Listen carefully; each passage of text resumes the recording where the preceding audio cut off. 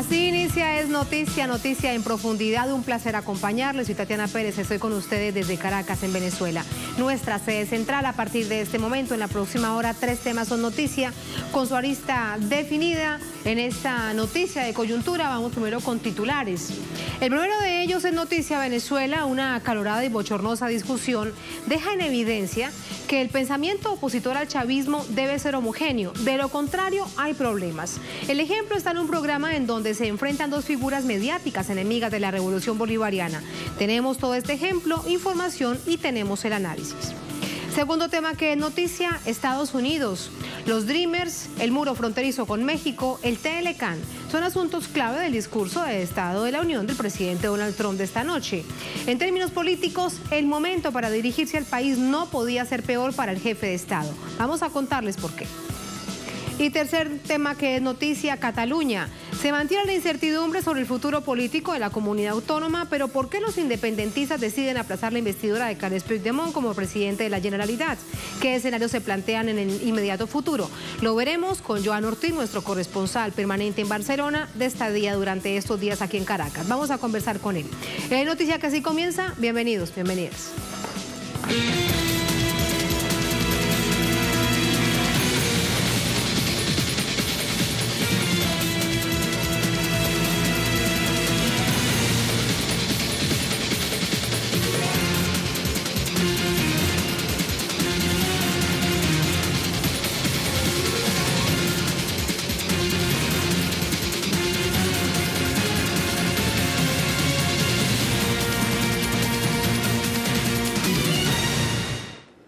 En noticia Venezuela, el enfrentamiento público entre dos influyentes formadores de opinión de la oposición da cuenta de la rígida línea de pensamiento impuesta en este sector político.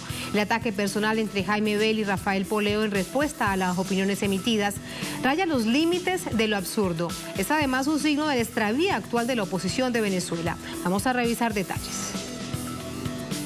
Espacio televisivo transmitido en vivo desde Estados Unidos, el periodista peruano Jaime Bailey consultaba al empresario mediático Rafael Poleo sobre la política venezolana. El conductor, habituado al escándalo, interrumpió constantemente a Poleo con expresiones de intolerancia a sus puntos de vista que se tornaron más viscerales cuando su interlocutor hizo un comentario sobre un dirigente del gobierno venezolano. Jorge Rodríguez es el hombre que tiene la voz de Maduro en la política. Hay otra voz que es la de Diosdado Cabello. Pero ahí la voz de Diosdado Cabello y la voz de Maduro. La voz de Maduro es Jorge Rodríguez, que por cierto es el hombre más culto que tiene el régimen y el único que sabe con qué se come esto que se está discutiendo en este momento. Regalito, pero me deja o no me deja hablar. Un hombre culto, Jorge Rodríguez. Pero y si lo ves, vale. ¿Qué quieres que te diga? ¿Ponerle otro adjetivo dadivoso? No, es que es culto, tiene cultura. Pues, ¿Qué otras cosas le admiras a Jorge Rodríguez? Es culto, como hay canallas cultos, ¿verdad? Celine era un canalla culto. Yo no creo que sea culto Jorge Rodríguez. Ah, bueno, tú no crees. Ahora vamos a discutir la cultura de Jorge Rodríguez. No, simplemente me sorprende lo benévolo que eres tú. No soy benévolo, con los figurones del chavismo. Déjame terminar, porque ahora tú estás gritando. Dices... No te permito eso, Jaime, porque tú vas a terminar. No, vas a gritar. Tú como que me trajiste aquí para desmerecer lo que yo digo. Ante la escalada de agresiones verbales, el presentador decidió dar por terminada la entrevista en términos poco habituales.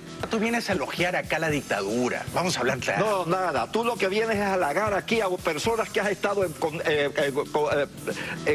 trayendo aquí desde hace tiempo para hablar mal de las instituciones políticas venezolanas. Que Maduro, que lo quieren, que Estados Unidos quiere nada. Mira, cállate, déjame hablar. No, yo no permito que me hables así. Pero yo no permito que tú me hables así. ¿Cómo es posible que me traigas aquí y cada vez que empiezo a hablar me pretendes abrumarme con sonido? Muy bien, señor. Vaya usted, mándele un mensaje a Jorge Rodríguez y dígale, es usted tan Estoy diciendo que el hombre más preparado que tiene el régimen es Jorge Rodríguez. Idiotas no serán cuando nos han hecho lo que nos han hecho. Muchas gracias por venir. Entonces, Jorge Rodríguez... Muchas gracias por venir, señor. Usted me dijo, cállate, yo me callo, vamos a la publicidad, la entrevista se ha terminado. Regresamos después de la pausa. Luego del programa, Poleo expresó sus impresiones sobre lo ocurrido en Twitter. Calificó la entrevista como una trampa y sugirió que el presentador buscaba notoriedad para mejorar su audiencia. Posiciones políticas similares son comunes en ese y otros espacios mediáticos controlados por la oposición de Venezuela y sus financistas. Su línea común es la intolerancia política, la negación de toda acción emprendida por el gobierno y la fabricación de expedientes fabulados que son replicados por las corporaciones mediáticas. Los profesionales y medios que se salen de la línea editorial impuesta desde los centros de poder deben enfrentar presiones que ponen en riesgo sus espacios. La repetida ocurrencia de enfrentamientos como este abren el debate sobre el papel de los electores opositores ante la incapacidad de su dirigencia para diseñar y emprender un proyecto político alternativo al chavismo que les permita reagrupar a sus seguidores. Analistas de distintas tendencias coinciden en que tal proyecto no existe porque el camino elegido por los jefes políticos de la oposición es la violencia. Esto es lo que ha sucedido, que tiene sin duda distintas aristas de análisis, de interpretación. Para ello nos ayuda Ernesto Casal, investigador, escritor, miembro del equipo de Misión Verdad. Ernesto, bienvenido, buenas noches. Buenas noches, ¿cómo estás? Hoy también revisaron ustedes, me estabas contando antes de entrar con la entrevista, de una manera detallada, este bochornoso incidente entre dos figuras, actores políticos que dicen ser periodistas en este programa de Jaime Bailey. ¿Cuáles son sus conclusiones? Bueno, las conclusiones parecen evidentes, pero creo que hay que ir un poquito más allá, ¿no? Más allá de que lo que son los palangristas de las políticas de la oposición, sobre todo internacional, ¿no? Porque tanto Jaime Bailey como Rafael Poleo son operadores que tienen sus oficinas en Miami, ¿no? Ellos sirven a distintos grupos de presión y esos grupos de presión están en choque hoy día en cuanto a las funciones de la oposición venezolana, tanto en la mesa de diálogo como en la presión para concretar ese plan de cambio de régimen que tanto se pretende, ¿no? Entonces, parece más como la implosión que se veía de la oposición venezolana, llevada hacia la política otra vez, hacia ese carril, gracias a la táctica y a la estrategia del chavismo, parece que se haya vuelto como mediático, ¿no? O sea, a todo público que se vea que esa implosión dentro de la oposición venezolana y debido también a la presión por parte del gobierno de los Estados Unidos y los actores corporativos detrás de ella, que están, ¿no?, moviendo todos sus hilos para que la mesa de negociación quede anulada, que la confrontación violenta, más allá de lo verbal, más allá de lo político, se exacerbe. Eso se estaba viendo en esa entrevista, porque ambos actores mediáticos son importantes para sus distintos grupos y cada distinto grupo tiene, bueno, por supuesto, sus objetivos. Hay una también línea de análisis que sin duda debemos plantearla, y es que quien no escuche lo que yo necesito que me digan, no puedo ser tratado a la misma línea, a la misma altura de la oposición, dígase venezolana o de derecha continental. Estaba hablando un peruano con un venezolano y vemos la manera en cómo realmente se enfrentan. Esto también, ¿qué implicaciones tiene? Ahí está lo mediático, pero desde lo político, porque es el mismo mensaje que se envía aquí adentro de Venezuela a sus propias bases, a sus propios seguidores. Claro, claro. Comentábamos que precisamente esta línea discursiva de que si no es lo que tú dices, si tú dices lo que yo quiero que me digas, entonces tú eres automáticamente un chavista encubierto. Es el mismo discurso que podrían haber usado incluso lamentablemente, ¿no? Así, aquellos que apuñalearon, lincharon y quemaron a personas vivas en las guarimbas de 2017, ¿no? Que pudieron haberse dado ese mismo discurso en la Plaza Altamira. Eso porque se impuso ese discurso por encima del discurso político. Entonces, precisamente, estos grupos de presión que están detrás de Jaime Bailey, que es el que promociona el discurso de ley humanitaria, asistencia humanitaria, invasión humanitaria, esa etiqueta humanitaria, que bueno, que está en todos los discursos de todos los políticos antichavistas, sea nacional o internacional, Toda esa línea discursiva es la que se impuso por encima, bueno, de una más comedida y centrado más en lo político. Una oposición realmente seria que piensa en el pueblo venezolano. Sí, porque nosotros necesitamos una oposición seria. Necesitamos una oposición seria, yo creo que es lo más saludable para el país. Y Poleo, más que no nos guste su neoadequismo recalcitrante y su propaganda exacerbada con respecto a Henry Ramos Ayub, es un tipo que sabe leer la política, sabe leer los escenarios, tiene experiencia en ello, o sea, no es cualquiera, y por lo tanto tiene dos dedos de frente y puede decirle en su cara a Jaime Bailey, que es decirle a ese lobby, Miami, Madrid, Bogotá, es decirle a ese lobby, mira, tú estás mintiendo, yo no puedo mentir, sin embargo, tenemos el mismo objetivo. O sea, eso quiere decir que la oposición no es homogénea. Eso quiere decir que hay varios grupos de la oposición enfrentados allí. Eso es una evidencia. Lo otro, desde el punto de vista político, tiene que ver con de dónde realmente salen los ejes de poder. Los dos hablaban específicamente de Estados Unidos y de Washington, especialmente Rafael Poleo. Claro. Es que precisamente los hilos que más agresivos de donde se mueve, que es desde el Congreso de los Estados Unidos contra Venezuela, porque desde allí es que se están operando grandes planes y grandes consorcios, incluso para ir tejiendo esa trama que pudiera desembocar en una invasión humanitaria de tipo militar, ¿no? Eso está explícito en las leyes que están promoviendo en el Congreso estadounidense, pasó por la Cámara Baja, por la Casa de los Representantes, ahorita va para el Senado, y precisamente es Bailey, su gente, todos ellos los que están promocionando esta idea. Poleo, por su parte, bueno, él se va a dedicar a lo suyo, ¿no? Él se va a dedicar a la promoción de sí mismo, a la promoción de AD, y parece que, a mí me parece que él fue llevado a ese programa incluso para ese tipo de show, para el tipo de show ¿Pero crees que él se habría prestado para ese show o lo traicionaron llevándolo a ese show? Porque, sí, como bien dijo él después, aquí lo que hubo fue una jugada sucia. Exactamente, de hecho él mismo se nota consternado dentro del... En el segmento que vimos anteriormente. Y yo creo que ese nerviosismo que hay entre ellos dos, esa pugna que hay entre ellos dos, está diciéndonos algo. Está diciéndonos algo que se ha hecho evidente con las mesas de negociación, que se ha hecho evidente incluso para el mismo opositor, pero que al mismo tiempo no lo está conceptualizando, por decirlo así, no le está llevando una cara fresca, sino que ahora lo puede ver allí.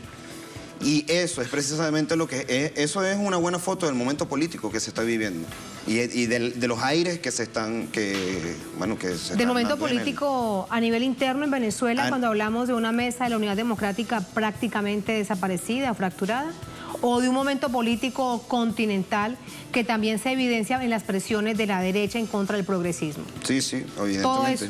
Sí, lo que acaba de decir está perfecto. Bueno, coincide con nuestro análisis. ¿Por qué? Porque se hace cada vez más imperativo la confrontación con Venezuela.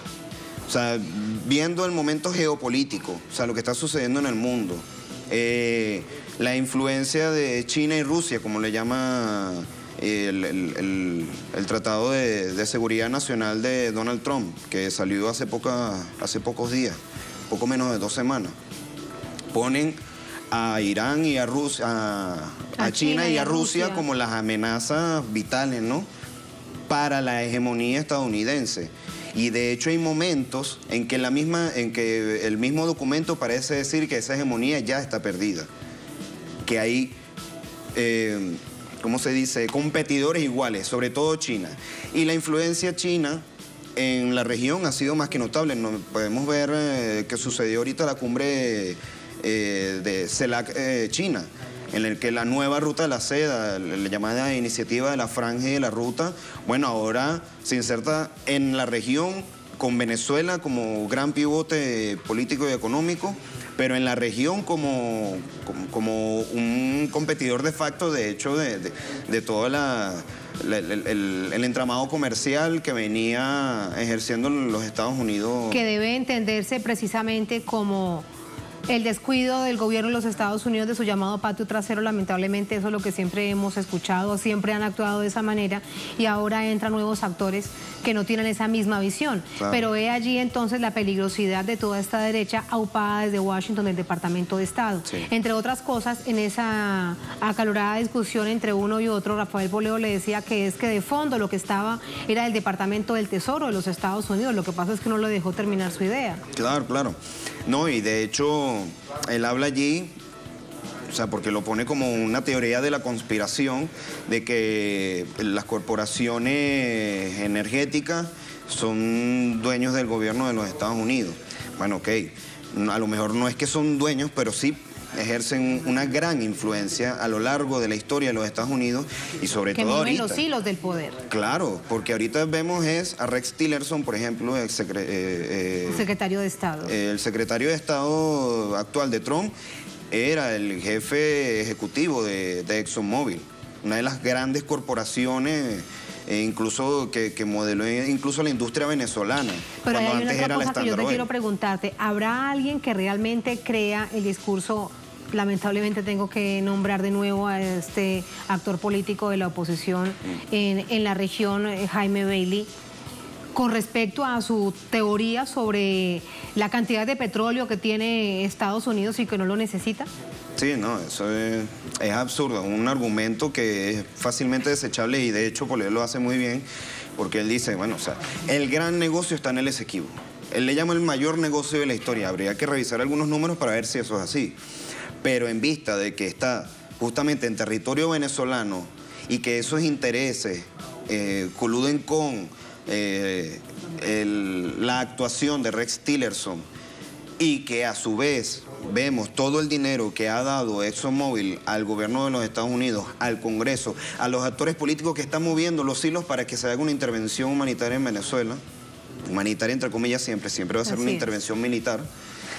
Y, o sea, ahí está como un poco más claro el panorama que yuppies como Jaime Bailey o no lo quieren ver o prefieren mentir sobre ello. Poleo... ¿O hay un grupo de poder detrás que le exige que diga eso? Sí, por supuesto. Es que las líneas editoriales se hicieron para eso. O sea, las líneas editoriales te dicen, mira, tú puedes decir esto y no puedes decir esto. A lo mejor él está totalmente convencido de que eso es así. Pero eso es lo menos importante. Lo importante es que se deja en las sombras ese dato, pero Poleo, porque lo puso en la palestra, es censurado. Ese es el doble rasero de... Y para despedirte, queda en todo caso en este llamado imaginario colectivo que ahí hay una matriz de opinión establecida entre ellos, porque quienes lo ven desde el lado de la oposición ven a un panorama que ellos son los que quieren que se quede con esa información, no aquellos que desean encontrar en las distintas opiniones y hacerse una formación, que eso sería otra cosa, sí, una formación de idea. Sí, ya eso sería un periodismo más serio, pero obviamente de este tipo de palangristas no se puede esperar nada, sobre todo con una mediocridad tan andante. Yo creo que, o sea, salvando las distancias con Poleo, eso fue un acto ejemplar de cómo hablar, ¿no?, con el enemigo, incluso. ¿Por qué? Porque lo hace de forma frontal, lo hace apelando al dato. Él mismo lo dice, yo estoy apelando a los hechos. Estoy apelando a los hechos. Y sabiendo que los hechos no son opiniones, como las del señor Bailey, él mismo, bueno, dice, nada, yo estoy dispuesto a enfrentarme contigo en este momento, mi verdad con tu verdad, y que luego la audiencia decida cuál es el resultado. Sin embargo, tampoco eso para su entrevistador era posible. No, claro, porque la audiencia de Bailey es como Bailey, o quiere ser como Bailey. Entonces, Ahí hay una contradicción que, bueno, eso se ve en la mayoría de... Bueno, cada quien decide quién de los programas, lo apoya en su formación propia de opinión. Por supuesto. Ernesto, gracias por ese análisis. Dale, un placer, muy buenas noches. por la invitación. Gracias a ti siempre por acompañarnos. Gracias. Regreso con ustedes a la mesa para compartir más información. Así están las cosas. En todo este contexto nos hablaba nuestro invitado Ernesto Casal de la mesa de diálogo en República Dominicana. Durante esta noche en el servicio informativo de Telesur Noticias, nuestra enviada especial Madeleine García nos estará entregando información al respecto, pendiente de todo ello, sin duda de las reacciones que allí salga de una agenda que se estableció entre gobierno, que ha llamado a la oposición tantas y tantas veces, y esta parte de la oposición que se encuentra allí entonces en República Dominicana. Así nos vamos a la primera pausa en Es Noticia. Al volver, Es Noticia a los Estados Unidos. Los Dreamers, el muro fronterizo con México, el TLCAN, son asuntos claves del discurso del Estado de la Unión de Donald Trump. En términos políticos, el momento para dirigirse al país no podía ser el peor para el presidente, para el huésped de la Casa Blanca. Vamos a ver por qué al volver en Es Noticia.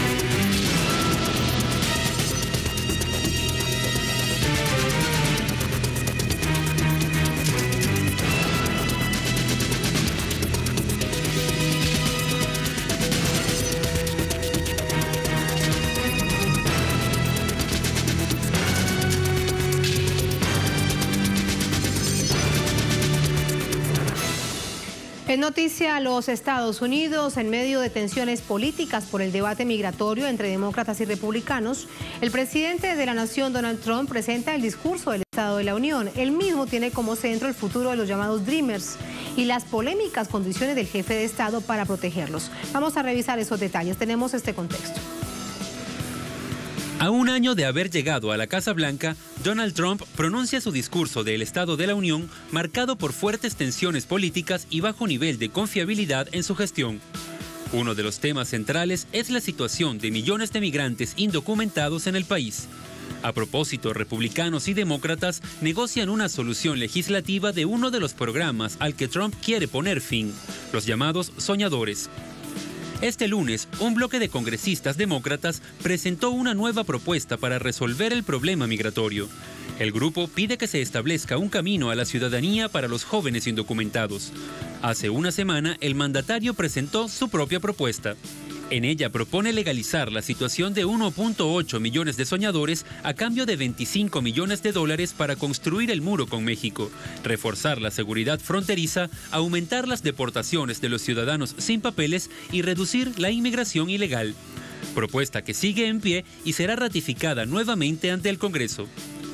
Pese a esto, 24 demócratas de la Cámara de Representantes anunciaron que invitarán al Congreso a un grupo de soñadores con el fin de mostrar su descontento con Trump y dar visibilidad a la incertidumbre que viven muchos de ellos. Además, señalaron que canjear los millonarios fondos para el muro por la protección solo de los jóvenes inmigrantes, dejando por fuera a más de 9 millones de indocumentados, no es un buen trato. Para la fecha del discurso, Trump cuenta con una popularidad poco envidiable. Según la consultora Gallup, Trump solo cuenta con el 38% de aprobación popular. Este es el escenario en que se da esta noche el discurso de la Unión de Donald Trump. Tenemos más información, hay mucho más por contarnos con Jorge Gestoso desde Washington. Jorge, un placer, buenas noches.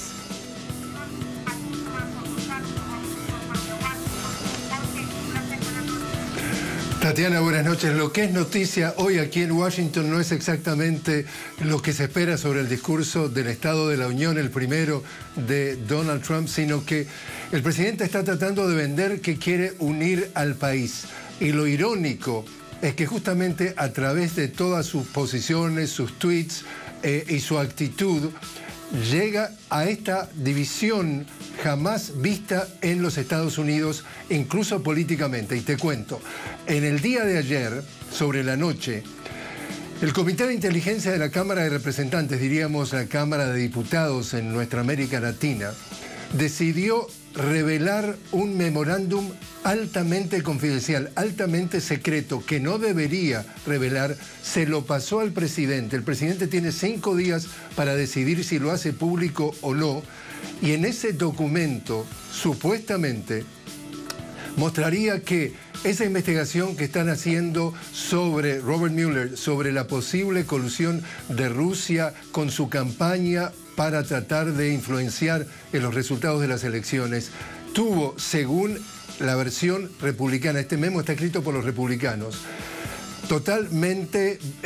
fue totalmente partidaria y a favor de Hillary Clinton. Entonces, lo que es insólito o lo que es nuevo y lo que es noticia, entonces, Tatiana, es que mientras que el gobierno o el Estado ha venido tratando de enjuiciar a Donald Trump por 2 motivos, porque una posible colusión con el gobierno de Rusia, y 2, porque cada vez lo arrinconan más, lo acorralan más a lo que aparenta ser una obstrucción de justicia que debía haber practicado o que podría haber practicado, lo mismo que hizo Richard Nixon y le costó el puesto, tiene, digamos, la jugada maquiavélica de usar a los propios congresistas para dar vuelta a la marea y ser de alguna forma él que está atrás, pero los republicanos, los que quieren enjuiciar al gobierno, al Estado, y decir que el Departamento de Justicia, que el FBI, en realidad no está actuando de manera objetiva y de manera eficaz,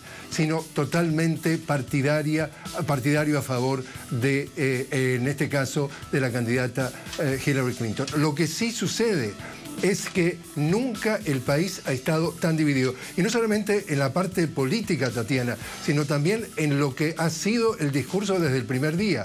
Ha creado tensiones raciales, ha creado, respecto, por ejemplo, a nuestra comunidad latina, la exacerbación de la xenofobia, del racismo, de la marginación, para tratar de crear en los inmigrantes y particularmente en los inmigrantes, en el caso de que no tengan papeles, ser los responsables de todos los males.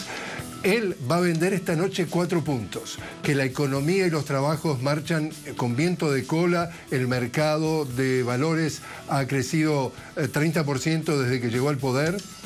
Va a hablar de inmigración y va a hablar del tema, como tú mencionabas, de los soñadores. Va a estar hablando de que él quiere proponer una reforma migratoria definitiva.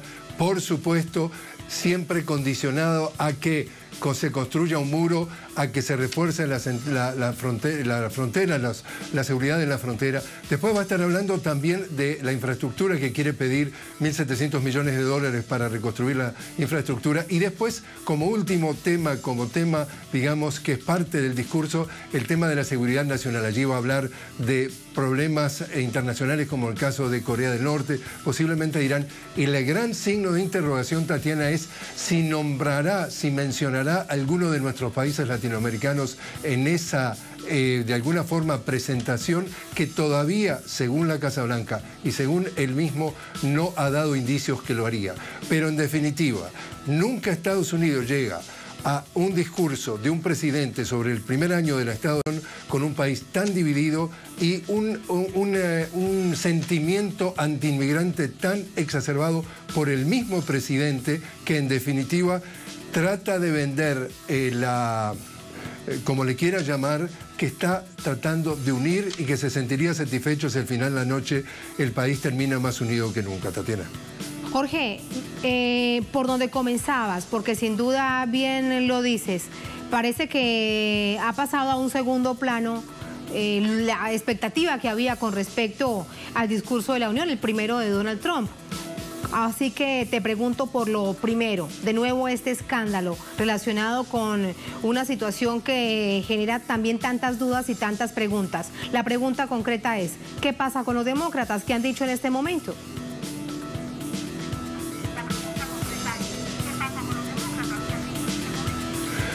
Los demócratas dicen que ese memorándum que ha sido clasificado y que han escrito los republicanos, ese memorándum que llegó a las manos del presidente. El presidente dice que debe decidir si lo va a revelar o no, lo va a hacer público o no, y dijo, por lo menos voy a esperar hasta la semana próxima y que lo haga eventualmente después de este discurso sobre el Estado de la Unión. Los demócratas dicen, hay un memorándum escrito por los demócratas en donde explica que ese memorándum en cuestión, que trata de salpicar, de ensuciar, de enlodar al Departamento de Justicia de la FBI, es totalmente, de alguna forma, maquiavélico en haber elegido algunos puntos, algunos detalles, señalando que algunos funcionarios del FBI no habrían actuado en forma diligente. Entonces están indignados, están reaccionando diciendo, en realidad, lo que está pasando es, a nivel del Congreso y a nivel del presidente de Estados Unidos, pero fundamentalmente los congresistas demócratas lo están diciendo, están poniendo los intereses personales del presidente Donald Trump y su supuesta obstrucción de justicia y su supuesta colusión con Rusia por encima de los intereses del gobierno, del Estado, del país. Ya había llegado a decir nada menos que un filántropo, gran inversionista a nivel mundial, que es George Soros, cuando estuvo presente recientemente en la cumbre económica de Davos en Suiza, que esto está tomando un giro muy peligroso, y decía Tatiana palabras muy duras, que si las instituciones de los Estados Unidos no frenan a tiempo a Trump, esto se podría transformar en un Estado mafioso, así de duro y así de simple. Así las cosas entonces. Gracias, Jorge, por entregarnos toda esta información que será de insumo para el análisis. Buenas noches.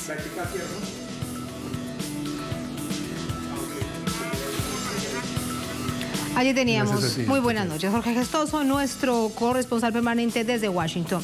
Vamos con el análisis. Vía telefónica nos acompaña John Ackerman, académico, internacionalista mexicano. Nos acompaña desde Ciudad de México.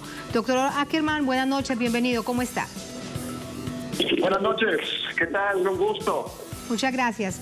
Nuestra arista, aunque hemos visto que son distintos los temas, queremos centrarla en el noticia con respecto a la situación migrante. Sin duda se ha adelantado desde la Casa Blanca que será uno de los temas, pero bien sabemos cómo se está manejando la situación. Esta negociación que pretende hacer Donald Trump con los demócratas, ¿cómo es vista? Muchos consideran que se trata de un chantaje con respecto al tema central de los Dreamers, de los soñadores. Los dejo en casa, los dejo en Estados Unidos, pero me tienes que dar 25.000 millones para un muro. Tengo que decidir quién entra y quién sale del país, y el programa de reencuentro de familias queda suspendido. Así es, aquí tenemos un abierto chantaje, pero tenemos que también ver un poco históricamente este tema, este problema de los Dreamers, de los jóvenes, muchos mexicanos, muchos también de otras partes de América Latina. Llegaron a los Estados Unidos de niños y hoy no conocen otro país, quieren quedarse ahí.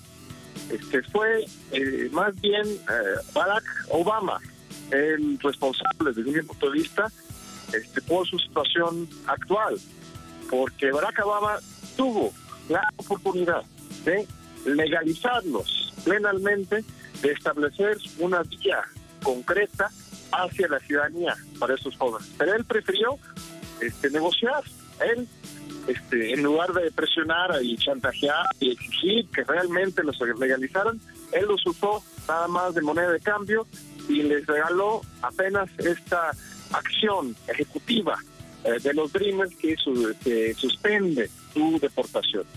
Entonces, hoy esto es lo que permite que Donald Trump los utilice de nuevo a estos Dreamers para chantajear y negociar ahora su muro y la separación de las familias y la agresión constante en contra de México, de los mexicanos y toda América Latina. Entonces, ahora los demócratas se hacen los dignos defendiendo a los Dreamers cuando realmente ellos son los que generaron esta situación, y hoy pues también están otra vez demostrando una debilidad, porque si bien durante un par de días cerraron el gobierno federal, muy rápidamente Chuck Schumer, el líder de los demócratas, negoció con Trump y parece que está cediendo ahora estos chantajes. Entonces, ni los demócratas ni los republicanos. Obviamente no estoy defendiendo la posición de Trump. Es un chantaje vil y es una agresión contra todos los latinoamericanos, racista y fascista. Pero lo que más llama la atención es que del otro lado pues, tampoco hay mucha defensa. Entonces tenemos un colapso de la dignidad democrática en los Estados Unidos que está dejando abandonado a casi 1 millón de jóvenes que lo único que quieren hacer es pues, seguir viviendo donde viven y seguir trabajando y contribuyendo a la sociedad donde ellos que ellos conocen como suya. Y esto con respecto a los llamados Dreamers, pero son 11 millones de personas indocumentadas que quieren hacer vida, como usted lo dice, que quieren trabajar en los Estados Unidos. Para ellas hasta este momento no hay realmente una respuesta. Es cierto, ni de republicanas ni de demócratas cuando estaban en el poder. ¿Qué cree usted que va a pasar? Porque si esto queda en manos de los republicanos, en particular de Donald Trump, pues las consecuencias no las podemos identificar en este momento. Sí, tiene usted toda la razón, ¿no? El caso de los Dreamers es el más extremo, que son los más obvios, que deberían tener su residencia ya permanente, ciudadanía eventualmente, pero son millones y millones de latinoamericanos, insisto, la mitad o más son mexicanos en particular, que están ahí, abandonados a su suerte, que trabajan y contribuyen a esa sociedad, pero no tienen los derechos de defenderse en los juzgados, en las escuelas, en los hospitales, los quieren expulsar. Entonces, ya con las acciones ejecutivas nuevas de Trump, que pasó desde el año pasado, el 25 de enero de 2017, están procediendo estas redadas, de expulsiones arbitrarias de personas que también tienen derechos humanos, por mucho que Trump quiera negar su existencia legal en el país. Son humanos, somos todos humanos y hasta Trump tiene que respetar sus derechos, pero él los está desconociendo absolutamente. Entonces hay una crisis política ahí. Lo más triste, además, para nosotros que estamos en México, es que nuestro propio gobierno no ha dicho nada, absolutamente. Enrique Peña Nieto está calladito, se niega a entrar a defender fuertemente a los migrantes mexicanos en los Estados Unidos y tampoco ha dicho nada realmente con respecto al muro. A lo máximo que él ha llegado a decir es que México no va a pagar por el muro, pero en contra del muro mismo, lo que simboliza, lo que implica, ni una palabra. Entonces tenemos una complicidad del gobierno mexicano con Trump que nos deja totalmente desprotegidos de los mexicanos. Ackerman, y presionando también con el TLCAN, diciendo que se retirará el gobierno de los Estados Unidos. Sí, vamos a ver qué pasa con el TLC. También siempre está chantajeando y atacando con este tema Trump. Y otra vez también del lado de México pues hay una posición muy poco digno. Pareciera que Enrique Peña Nieto estuviera dispuesto a entregar todo. Pues ya el petróleo está entregado, lo que pidan los de Washington. Él está dispuesto a hacerlo con tal de que se mantenga. Eso es importante. ¿Qué queda por entregar en términos de recursos naturales? Ya se entregó el petróleo después de que fue nacionalizado, después de que fue todo un ejemplo para el continente. ¿Qué queda al gobierno de Enrique Peña Nieto por entregar? Pues hay mucho. Bueno, el mismo petróleo falta mucho. Si bien ya se cambió la ley, todavía somos dueños del subsuelo y todavía no se ha vendido todo el país. Queda mucho ahí por defender en esa materia. Y también México es de los países más diversos en términos de biodiversidad en el mundo entero. Están queriendo introducir el maíz transgénico, por ejemplo.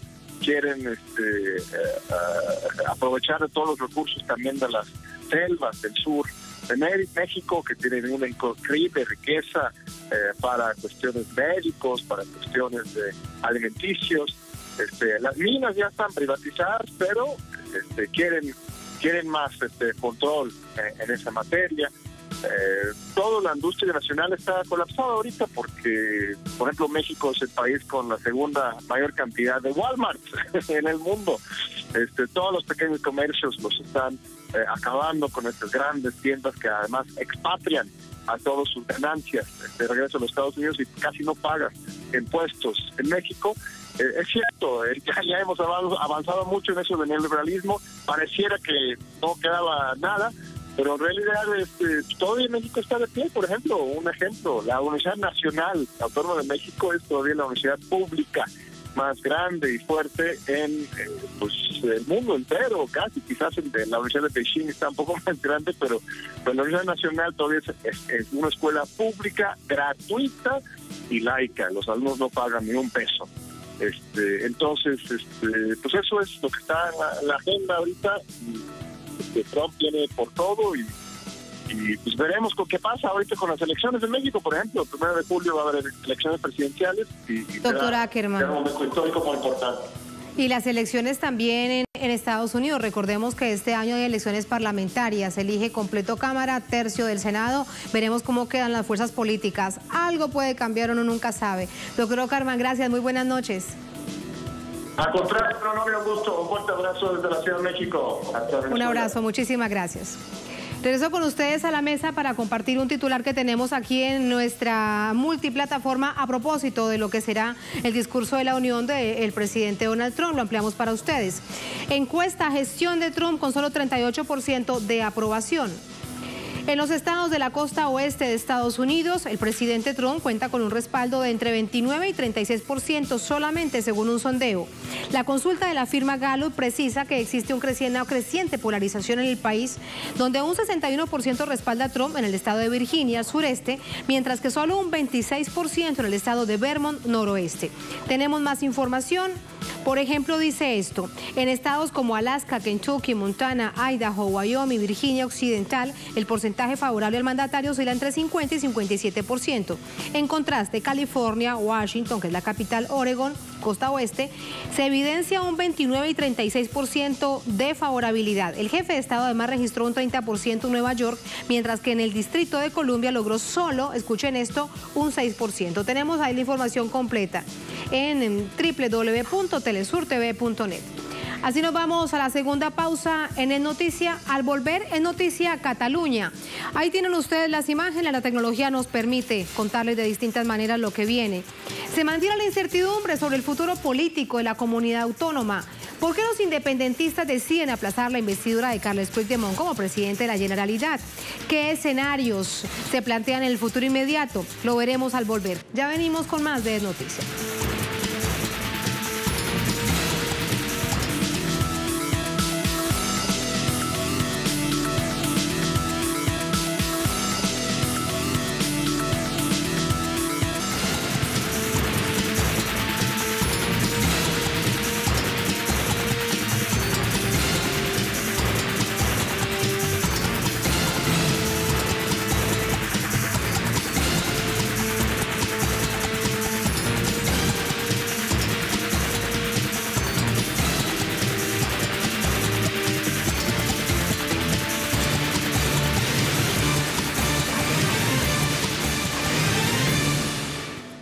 En Noticia Cataluña se aplaza la incertidumbre política en la región y con ella la lucha independentista. Este martes, en el acto de investidura, el presidente de la Generalitat, Carles Puigdemont, fue suspendido bajo el argumento de abrir un plazo para que el Tribunal Constitucional autorice el acto. El pueblo, en este contexto, se volcó a las afueras del Parlamento exigiendo su investidura. Revisamos algunos detalles. En medio de presiones ejercidas desde Madrid y del pueblo catalán, el presidente del Parlamento, Roger Torrent, anunció la suspensión de la investidura sin dar nueva fecha. A su juicio, se ejercerán los recursos necesarios para que el Tribunal Constitucional autorice con todas las garantías la investidura de Carles Puigdemont como presidente electo de la Generalitat. De hecho, en manos del Tribunal Constitucional está el futuro jurídico de Puigdemont. El máximo órgano de justicia deberá decidir si mantiene el veto de no permitir la investidura de Puigdemont o, por el contrario, elimina la orden de detención que pesa en su contra al ingresar a España. En caso de que el fallo sea negativo, se podría repetir la historia, es decir, habrían nuevas elecciones. Tras conocer la decisión del presidente del Parlamento, Puigdemont la catalogó de acertada, la reconoce y respeta. La democracia implica aceptar los resultados electorales y el Estado no solo no los acepta, sino que ha intentado cambios en los despachos, lo que no ha ganado en las urnas. Afirmó además que la democracia no se puede aplazar ni suspender. Aseguró que los partidos de la coalición independentista no aceptarán imposiciones desde Madrid pasando por encima de la voluntad popular. No aceptamos que se puedan dictar presidencia desde Madrid de esa manera, porque hacerlo sería hipotecar para siempre los resultados electorales de Cataluña. Puigdemont llamó a los aliados a mantener la unidad para lograr los frutos del trabajo realizado hasta ahora. Durante la jornada de este martes, cientos de manifestantes se movilizaron utilizando máscaras con la cara de Puigdemont en apoyo a su investidura. En los próximos minutos tenemos una mirada absolutamente local de lo que sucede en Cataluña. Nuestro periodista nos narra de manera permanente todo lo que allí sucede. Vamos a preguntarles de lo periodístico. Sin duda también debemos hacer un análisis político de la situación. Hola, Joan. Bienvenido, ¿cómo estás? Joan Ortiz, nuestro colaborador permanente en Barcelona. Y lo que ha sucedido hoy, primero había una gran expectativa porque se esperaba que se diese una investidura, sin embargo no se sabía cómo. ¿Cómo interpretas lo que sucedió? Me llegas a hacer la pregunta 24 horas antes y realmente lo que estaba previsto era muy distinto, pero estamos acostumbrados ya a estos giros de guión. Pero una información que hemos ido contando estos días, y es que el presidente de la Cámara catalana, Roger Torrent, recibió amenazas por parte del Partido Popular, quienes dijeron, si inviste a Puigdemont, él tiene hijos, tiene 2 hijos y sabe a qué se atiene. Eso lo dijo el Partido Popular. Y luego también sabemos que la justicia española reiteradamente le ha dicho al señor Torrent o a quien tuviera que ocupar su cargo, finalmente lo ocupó Torrent, que tendría que asumir las consecuencias, y ahí entre paréntesis claramente, leído entre líneas, digamos mejor, las consecuencias penales de tomar determinadas decisiones. Evidentemente, llega el momento de la investidura, todas estas presiones acaban influyendo, como han influido a lo largo de todo el proceso. Y hay un señor que tiene que mirar también, no solamente por su seguridad, sino por la del partido, por la del pueblo catalán, porque hay muchísimas cosas que están en juego. Entre otras, por ejemplo, un presidente de partido, Oriol Junqueras, que es el presidente del partido al cual pertenece Roger Torrent, que está en la cárcel. Y es de máxima urgencia acabar cuanto antes ese estado de encarcelamiento, pero también es urgente acabar cuanto antes ese estado de aplicación del 155. Todas estas presiones juegan y al final lo que pasa es que se acaba provocando una aparente división entre el independentismo. Y digo esto porque habían 3 partidos independentistas, Junts per Catalunya, Esquerra Republicana, Candidatura de Unitat Popular, que estaban los 3 de acuerdo en investir a Puigdemont. Y ahora uno de ellos, Esquerra Republicana, dice, no lo invistamos ahora, mejor esperemos a que tengamos más garantías para hacer una investidura efectiva y poder arrancar con la legislatura gas a fondo, que se dice allá. O sea, lo más rápido, lo más profundo y con la máxima intensidad posible. Y esto queda en manos del Tribunal Constitucional. Tendrá claro la última palabra jurídica. La última, ¿sí? Teóricamente. Teóricamente sí. Teóricamente sí, pero es que ahí es donde está el debate. ¿Hasta qué punto? Y el mismo Puigdemont lo decía hoy, ¿no? ¿Hasta qué punto pueden los tribunales tomar decisiones que afectan a la vida política de un país? Y ahí está la cuestión. El Tribunal Constitucional se está posicionando, está interpretando reglas del Parlamento que deben interpretar los mismos diputados, que deben interpretar los mismos asesores jurídicos que hay en la Cámara, pero no el Tribunal Constitucional, porque si no, tenemos un nuevo actor en este conflicto político que no se ha presentado con un programa electoral, que no ha acudido a las urnas, pero que en cambio está siendo completamente decisivo. ¿Cómo es posible eso? Es lo que se cuestiona el independentismo. Claro, entonces también vemos un choque de trenes entre altos tribunales. Claro. Consejo de Estado y Tribunal Constitucional. ¿En qué sentido Consejo de Estado y Tribunal Constitucional? Porque había dicho que debía permitirse la investidura, porque eso fue lo que decidió en las urnas pero al final, el pueblo catalán. Claro, pero al final entre tribunales, efectivamente el Tribunal Constitucional le dijo a Puigdemont, debes pedir permiso al Tribunal Supremo para poder ser investido. Y al final ambos tribunales tienen un discurso muy parecido, van de la mano.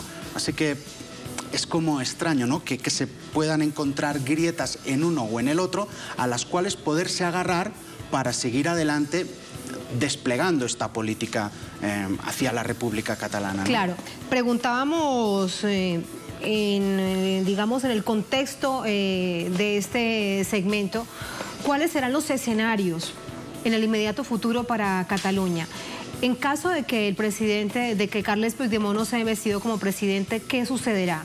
¿Vendrán nuevas elecciones? ¿Se repetirá el ciclo?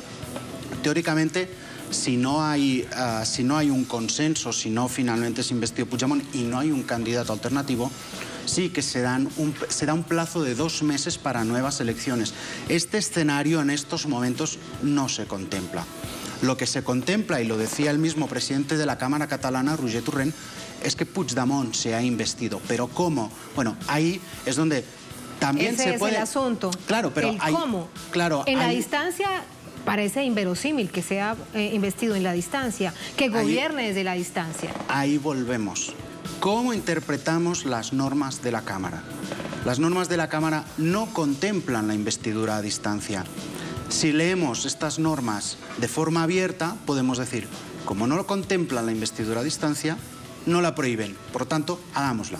Eso es una forma abierta, una forma restrictiva, es decir, como no contemplan las normas de la Cámara la investidura a distancia, no se puede hacer. Y ahí la pregunta que lanzamos, ¿no? ¿Debemos atenernos a una interpretación abierta o cerrada de las normas catalanas cuando tenemos unas elecciones detrás en las que una mayoría de ciudadanos han apostado por Puigdemont? ¿Se puede hacer una lectura restrictiva cuando hay una voluntad ciudadana? Eso, ahí está la dificultad. Pero lo que te quería comentar antes es que se abren escenarios de forzada negociación, por lo menos dentro del soberanismo. Porque el soberanismo, al final, tiene que constituir un gobierno, tiene la mayoría para hacerlo.